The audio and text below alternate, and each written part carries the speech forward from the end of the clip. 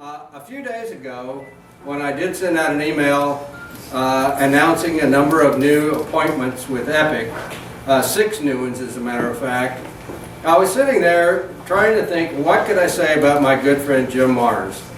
And as I was writing along, and I just wrote down the fact that Alien Agenda was the most popular non-fiction UFO book ever, the phone rang, and I went ahead and answered it. It was Lena Peltonimi, who is our Houston director. I hadn't spoken to in quite some time. And I talked to her, and she said, yes, I went to Finland to visit my folks. She's originally from there. While I was in Finland, I went up to Lapland to meet my Uncle Ahti, who works for the Finnish government in the forest department, and said he lives in a very remote area. This is above the Arctic Circle, and has none of the modern conveniences. I mean, didn't have electricity, didn't have, you know, he has a wood stove and all this sort of thing. And she says, without the internet, you know, I couldn't get to sleep. Said, Uncle Ahti, do you have something I could read? And he said, yes, I do. And he handed her a copy of Alien Agenda. So, well, the Arctic Circle. Yes, I used to introduce Jim 10-15 years ago as world famous in Texas, which is a high honor indeed for a Texan. But now I have to introduce our good friend and executive council member of EPIC, Jim Mars, as world famous author. Jim?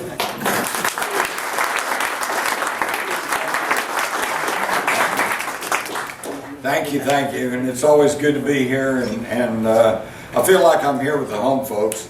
So I've got a lot to say, a lot of things to go through. Some of you are going to see some stuff you've seen before.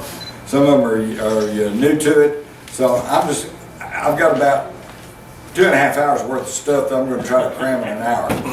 So I'm going to really get rolling here. But first, I do got to tell you that isn't it great to live in Texas, you know, where you get these balmy summers? You know, but no, Texas is a great place. Out in San Francisco, some archaeologists dug down about 20 feet or so, and they came to a layer down there where they found a bunch of copper wiring. So they theorized that 100 years ago, California was already had a wired and effective communication system. Well, I didn't want to be outdone, so I went out there in Wise County. I dug down about 3 or 4 feet, and I didn't find anything. So now I can theorize that 100 years ago, we in Texas had already gone wireless.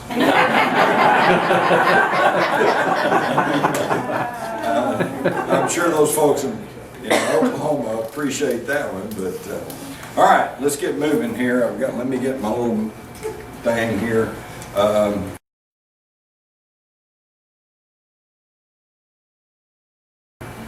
We're going to start all the way back to so-called fabled Atlantis, or whatever you want to call it.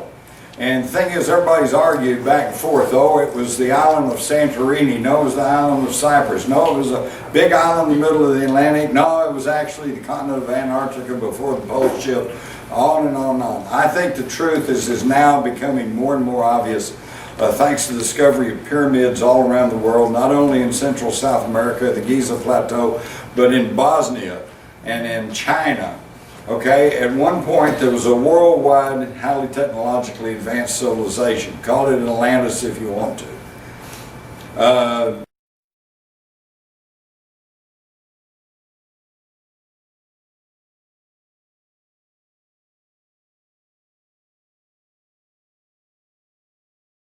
Manly P. Hall, a ranking Freemason and a person who studied deeply, says, in the remote past the gods walked with men, and they chose from among the sons of men the wisest and truest, and with these specially ordained illumined sons they left the keys of the great wisdom. These illumined ones founded what we now know as the ancient mysteries. Well, these were the ancient mystery schools of Egypt and Greece, and this is where they were passing along the lost knowledge of this ancient Atlantis, or whatever you want to call it, this highly technological civilization that excuse me, apparently fell into ruin either through natural cataclysm or through war, possibly both. But I know when I was a young man, everybody thought the oldest civilization was Egypt. And we now know that it was predated by several thousand years by the Sumerian civilization, which was of course centered between the Tigris-Euphrates River, which is now Iraq. Oh, the one place where you and I can't just freely go travel to, unless you want to join the National Guard. But the Sumerians were obviously very advanced in their knowledge. Oh, excuse me, I'm about to get in trouble with my wife. Smooth. I know. Yeah, who knows? I don't even know how to work these things. Thanks, Carol. No, it's not coming on. I'm getting here. This So anyway, as I was saying before, I was so rudely interrupted by myself. They had all kinds of knowledge, including, you can see on this ancient steel that they had obviously a working knowledge of the planets, of our solar system, and their relationship with each other, even though Uranus was not known until 1781, and Neptune was only discovered in 1846, and Pluto not until 1930. And of course, poor old Pluto, he's been downgraded. He's no longer a planet. I guess he just has to go back to being Mickey Mouse's dog. But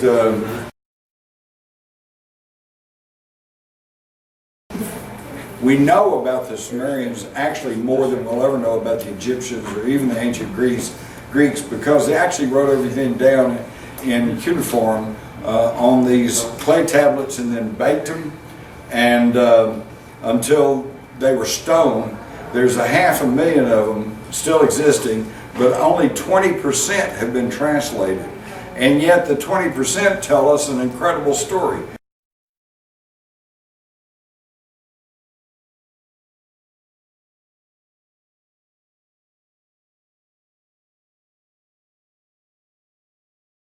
That the Anunnaki, which translates those who came from the heavens, landed on the earth, came down. They were searching for gold.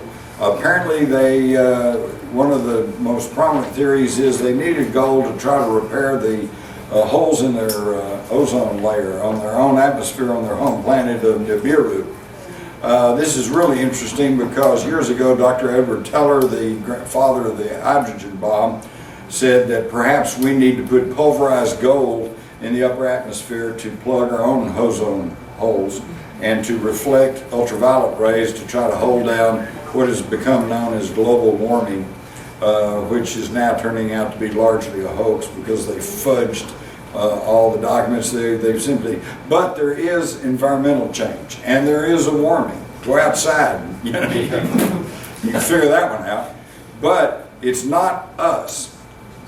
It is solar system wide. Something is happening solar system wide. The outer planets are becoming more luminescent. The polar caps on Mars are melting. The ice on the moons of Jupiter, they seem to be melting. So whatever's happening, it's not your SUV, no matter what Al Gore says. And by the way, Al Gore happens to have been one of the creators of the carbon tax credit corporation out of Chicago, which is going to handle all of the carbon taxes that we're all going to have to pay and manage the sale and trade and exchange of these carbon tax credits, which means that they'll rake in billions and billions of dollars. So, gee, Al, maybe you had an ulterior motive in pushing this global warming idea. But anyway, so this has been going on, and it goes back to the Anunnaki. And of course, most of you already know the story, so we'll whiz through here, but reportedly the Anunnaki even genetically manipulated Earth primitives and created what they call their worker race, or the Adamic the Adam, the first Earthman, which was a hybrid between the Anunnaki and the Earth primitives.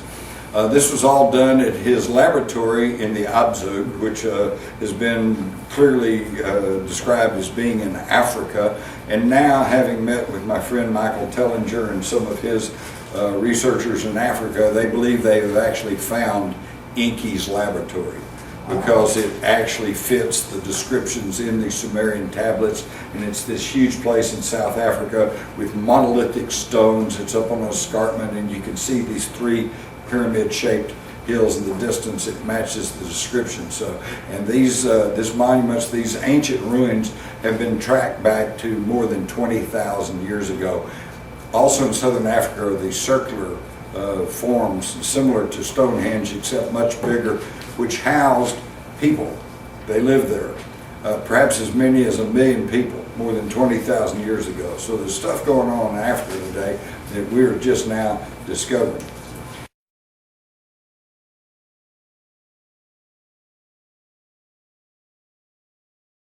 Of course, all this got disrupted by the Great Flood. But even the Sumerian tablets tell us about the Great Flood. But and it's the exact same story that came down to us thousands of years later, written down in our Bible. There was one major difference, one minor difference in the story. Otherwise, the same. A man was told to build an ark and to seal it and make it watertight. Blah blah blah. He floated for 40 days. He finally let out some birds. One of them didn't come back, so he knew there was dry land. They landed on Mount Ararat. Same story, handed down from the Sumerians to the Bible, with one major difference: the name. In the Bible, the man's name is Noah. In the Sumerian version, his name is Utnapishtim. And then another small, but I think highly significant difference is that in the Bible we're told he took 2 of every animal. Well, I had a little problem with that back in Baptist Bible school, because, wait a minute, you got lions and gazelles, and they're both, whether they're sleeping on the deck together, you know, and never mind. And then never mind where all these animals are going to go to the bathroom. You know? I finally figured that one out. I think it was the poop deck. But in the Sumerian tablet version, Utnapishtim took the seed of every living thing. Now wait a minute, since we've already heard from the tablets that they knew about genetic manipulation, and they undoubtedly knew about DNA, so now instead of a boatload of animals, you've got a closet on the boat that had little samples of DNA, and the seed of every living thing, which makes a whole lot more sense.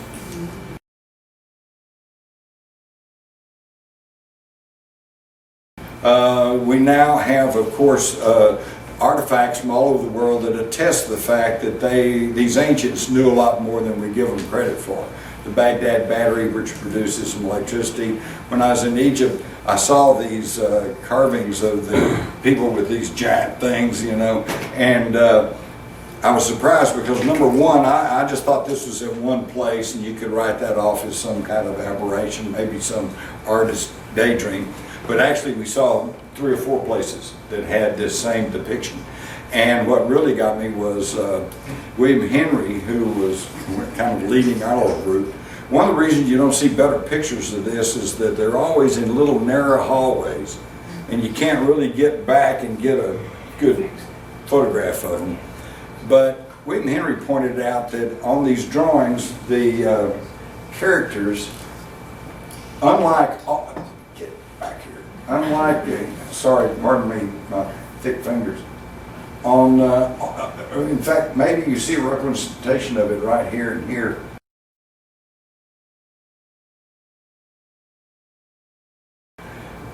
All the other figures that we saw in Egypt are carved, you know, but this one, there's double lines around the figures.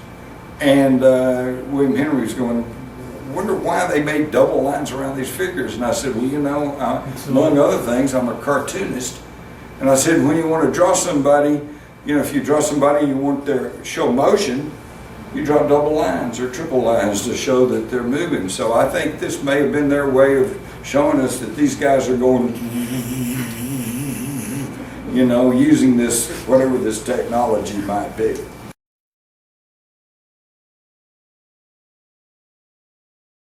Okay, interestingly enough, here's an artist's concept of a zero-point energy warp drive, and I compare that to the Amiens Cathedral of a depiction of the Ezekiel's wheel that was done back in the Middle Ages. So you can see that there's stuff going on that we don't know about. This leads us, of course, to the Shamanah, Mafus, the manna, or the white powder of gold. I think we've talked about this, so I'm going to go light on this.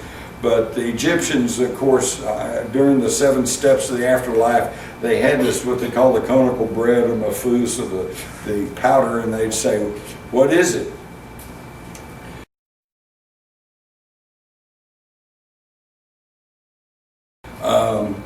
But all the knowledge of this, of course, was passed along through the patriarch of all the Semites, Abraham, the biblical patriarch Abraham, who was not a Jew, was not an Israelite, was not an Arab.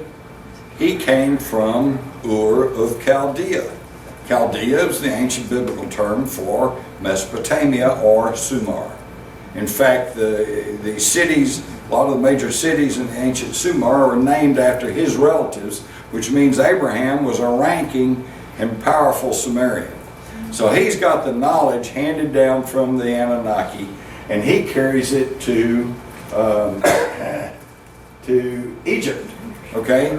And not long after he shows up in Egypt, all of a sudden we get the Egyptian civilization, which oddly enough, and unlike every other civilization in the world, it seems not to have started as primitive and worked up to advanced, but started out as advanced and devolved as it went along, okay?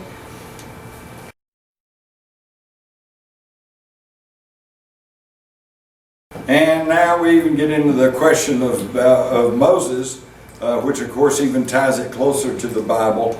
And was he actually Amenhotep the IV, better known as Akhenaten?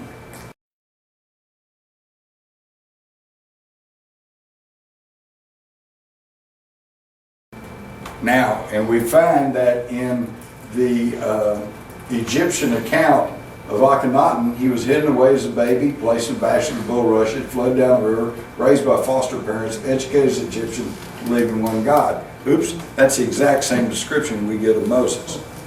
All right, now, so what's going on here? Amenhotep III, his father, was a very jealous king. Pharaoh did not want any pretender to his throne, so he ordered that any male child born to his wives be killed. Now, that makes a whole lot more sense than kill all the children of all our slaves. I mean, what's that about? Slaves were property. You needed slaves to build things, you know, so what, you're going to have them kill all their children? So you're going to have any more slaves? Come on, people, we got to start thinking about these things.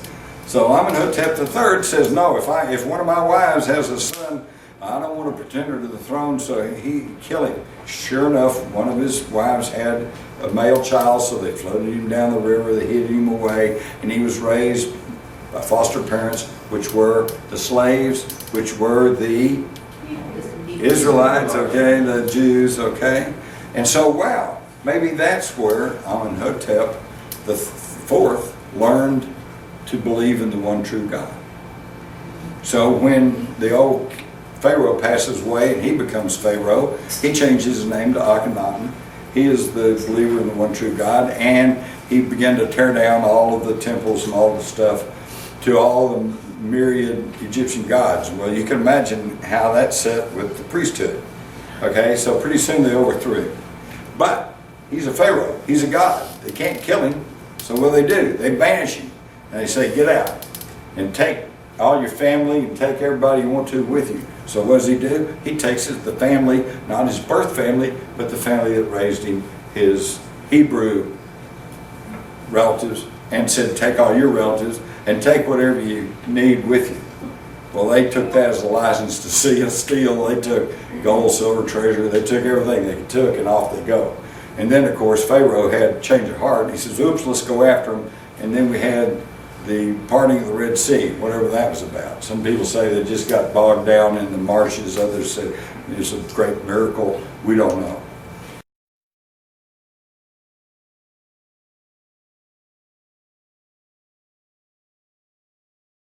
Once the Israelites get out, and they're out in the wilderness for 40 years, how do they survive? Because they wake up in the morning, they find white powder scattered around the ground. They put it together and bake it into little bits of bread and eat it.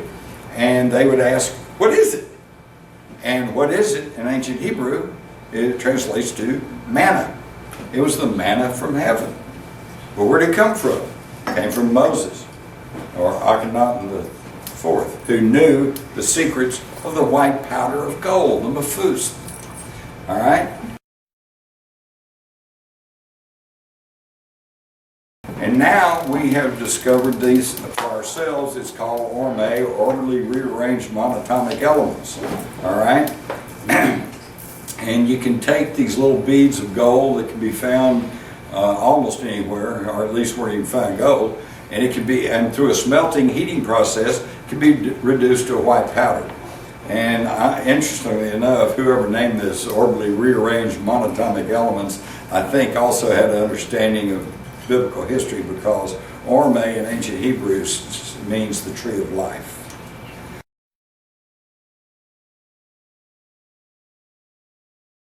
All right, now we know today the atom is a lot different than we thought it was.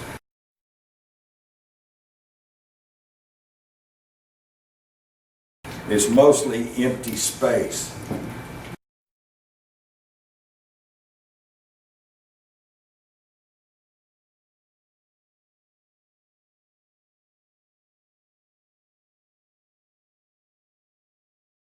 And we're now using the monatomic elements to build fuel cells. This is from a page from United Technologies.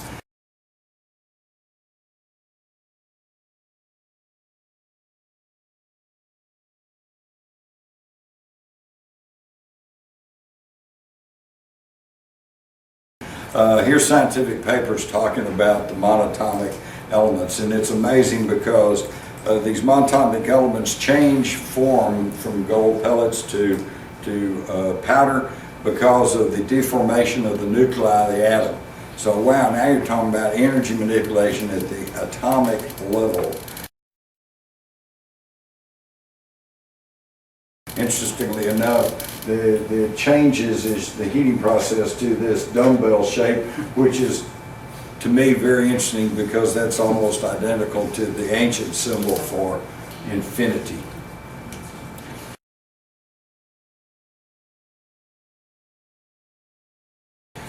This white powder they found has very unusual, magical almost properties. You put it in a weighing pan, the pan weighs 44% less than it did before you put the powder in it, which means it's got anti-gravitic properties, okay? So not only did it have the possibility of opening the door to anti-gravity, but perhaps time travel, perhaps free and abundant energy, and supposedly if you ingest this powder in certain quantities and in certain ways, it can extend your life. You got longevity, your brain increases. Obviously I haven't had any.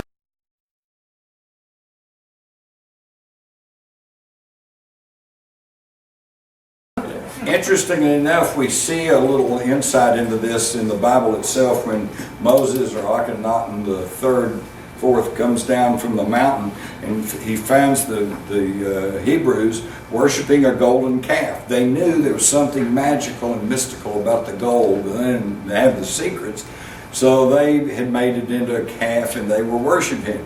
What does the Bible tell us? It says he took the calf which they had made, burned it with fire, ground it to a powder, and made the people of Israel drink it. Well, now wait a minute, if he makes them drink molten gold, it's going to kill them. So obviously what he did was produce the white powder and tried to raise their consciousness. And where did he get it? Well, in 1904, the British archaeologist Sir William Petrie discovered on Mount Horeb in the southern part of the Sinai, also known as the Mount of Moses, what he described as an ancient Egyptian temple.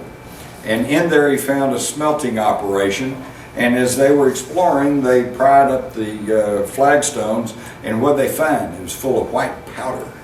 But they didn't know what it was. This is 1904, so they just left it open, the wind blew it all away. But that's where they were making the white powder. And now, after 40 years, the secrets are passed along to Solomon, I forget now, grandson of Moses. He was in the line, and they finally build Solomon's temple to house this great treasure, because not only did they have everything they brought out of Egypt, but they had everything they accumulated over 40 years of conquering one city-state after another. And back then, you know, the whole idea was you conquer the other people, you take their people for slaves, and you take all the gold and silver and all their stuff as war booty. Interestingly enough, researchers have found that Solomon's temple was an exact carbon copy of a Sumerian temple dedicated to Ninurta. So again, we find that the Egyptian civilization was nothing but a devolved version of the ancient Sumerian culture.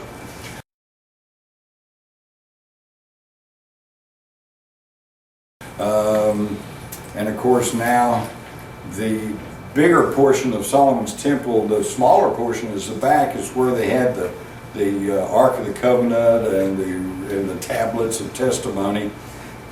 But they had this big, huge barn-like thing up front. What was that for? That was for the rest of the treasure, the gold, silver, all kinds of things, and plus vases filled with parchments and tablets and ancient knowledge handed down from the Anunnaki. Well, what happened to that treasure?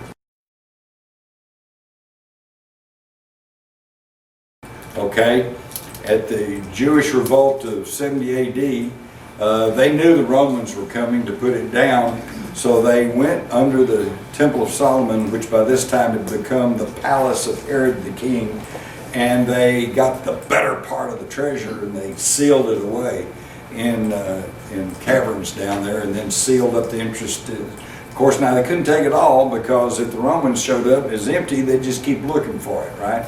So they left some of the gold and the silver and the stuff for the Romans to find, and that was war booty. And what did they do with it? They took it back to Rome.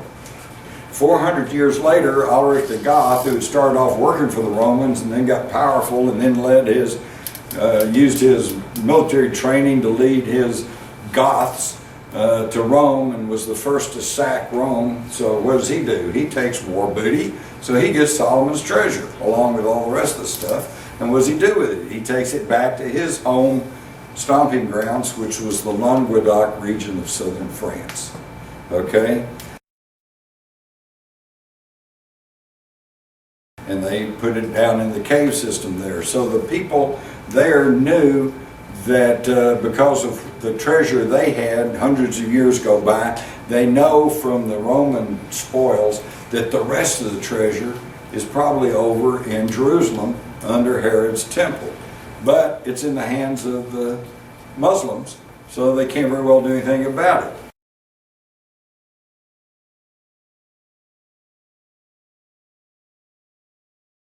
So what do? The wealthy French Cathar families and their uncle Saint Bernard, they foment the First Crusade. And they go and they do capture Jerusalem. And immediately 9 knights, all of whom are connected to Saint Bernard, the Sinclairs, and the other French Cathar families who know the treasure is still over there, they petition King Baldwin to become Knights of the Temple, the Knights Templars, poor Knights of the Temple. And they said, we're going to guard the roads to Jerusalem, but they didn't. They spent 9 years excavating under the Herod's temple, and they recovered the rest of the treasure. And they took it back to Europe, and it became the fabulous Knights Templars.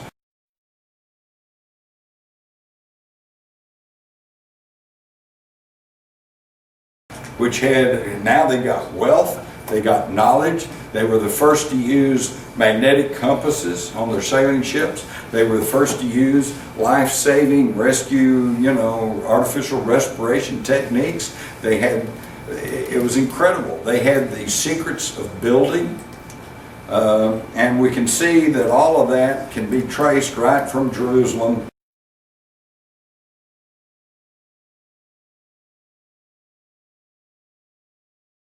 right to the Languedoc region near the little French village of Rennes-le-Château and the last Cathar holdout there at Monseigneur.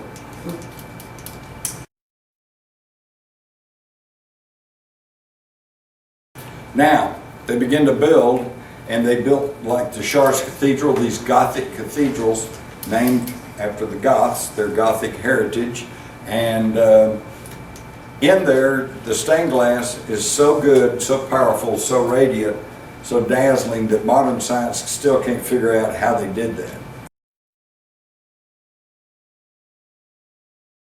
And that's because they've got the secrets. You can see also that they mimic the architecture from the Temple Mount. And you can also see the close similarities between the Egyptians and here's the same thing in a Jewish palace. This again is a continuation of this. This takes us to the Middle Ages. They also knew something was magical about gold, but they didn't quite know what it was, except Irenaeus Philalethes says, "Our stone is nothing but gold adjusted to the highest degree of purity and subtle fixation of very fine powder."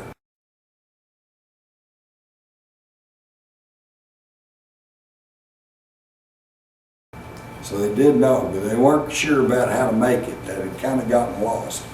But there were those who did know, and that included Sir Francis Bacon and Christopher Rollins and various people who then began the secret underground stream of knowledge. This got broken up though when King James was deposed, and he and all his followers had to, who became known as Jacobites or Jacobins, and they had to flee England. They went to France, and this is when England lost a lot of this knowledge. But a lot of it was buried, and when the Knights Templars were then deposed and attacked and massacred by the Vatican, they went underground, and they had already created these guilds of stonemasons, which actually were building these Gothic cathedrals because they were the only group able to just freely move around in Europe. And they turned that into Freemasonry, and it has two branches. You've got operative, which are the actual stonemasons who actually work with stone, and then you got speculative, which are masons in name only. But they have access to the secrets.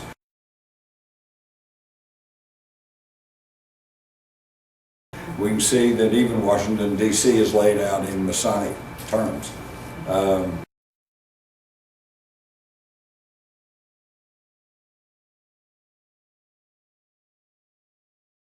Interestingly enough, I've seen the ancient map with all the plots, and the plot on which the capital sits is plot 666. And of course you know about the mystery of Rennes-le-Château, and I'm going to skip on through this because what this has to do with the French priests discovered the secret that the treasure was hidden in the Languedoc region. And a lot of these secrets had been passed along for a long time, such as Leonardo da Vinci, who apparently was a prominent member of the Priory of Sion. You can read all about this in Ruled by Secrecy.